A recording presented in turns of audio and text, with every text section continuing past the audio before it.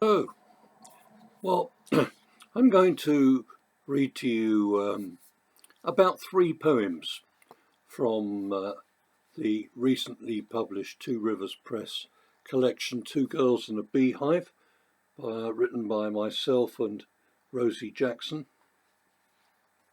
about the life and art of Stanley Spencer and his wife Hilda Carline. I'm going to begin with all of the poems I'm going to read are about Spencer's early life, certainly up until 1922. He was born in 1891. And as I said, the first one I'm going to read is Two Girls in a Beehive, which was painted in 1910 and was probably his first serious attempt at an oil painting completed when he was at the Slade School of Art. He has these butcher's daughters, both ginger-haired as honeycomb and sunset, smelling roses, just that, as if oblivious to the hovering of the Holy Ghost behind and that box of whispering bees. He loved them both, those Worcester girls, dressed them in shades of privet green, gave them an evening glow, and posed them on puddles of light, the last gold lily pads of the day. At times they would sit, Dot and Emmy, on his garden wall, chatter and giggle, backs against black railings and hedge of that same viridian hue.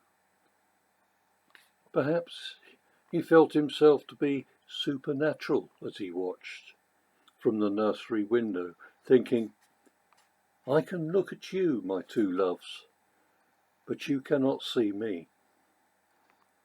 But what of the bees, the honey makers, in their Mill Lane hive?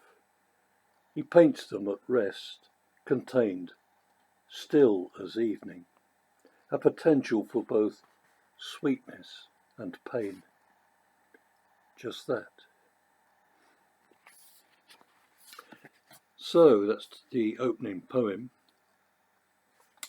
We move on now to one of his earliest self-portraits, painted 4 years later in 1914 at the beginning of the First World War. This is called Chiaroscuro. This is the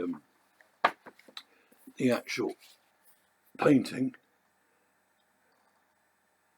of this handsome young man. Here's the poem. How smooth he was then, lit as if by campfire flames, with his strong neck and light flop of fringe. Quite a catch, but with green still showing through. He painted himself that way, with the suggestion of warrior male, because he was 23. His country had gone to war. A reddening to the whites of his eyes suggests weariness, his conscience giving him no peace. He thought he might join a civic guard. He'd be drilled without being in the army. In the barber's, a family man joining up for the second time, going the very next day, told Stanley that he should be. Why aren't you? Well, that was like a prod with a bayonet, leaving him feeling foolish, a lout when he saw his parted hair reflection in the mirror. Late spring light paled his skin. There was no bold chiaroscuro here, or outside on a Cookham street, where each wind-blown flip-flap of a trouser leg spelled guilt. So,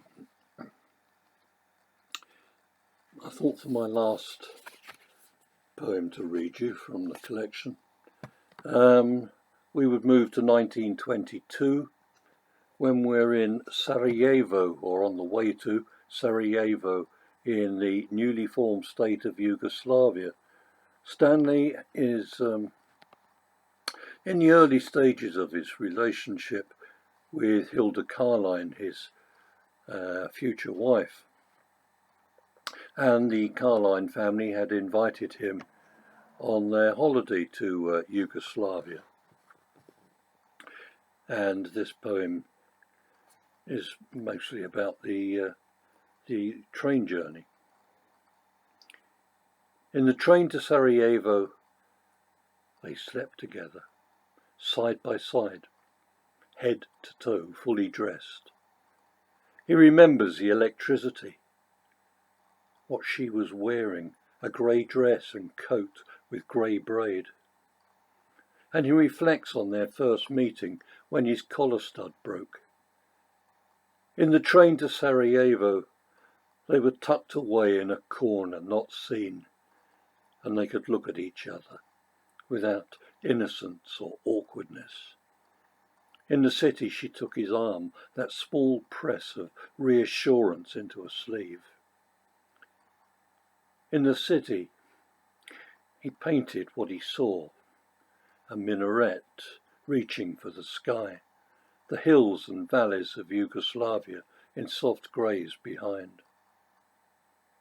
Back in Hampstead, as he passed her open bedroom door, he glimpsed one naked leg. Ooh. So, I hope that's all intrigued you to want to read some more of mine and Rosie's poems from this life story, really, of Stanley and Hilda.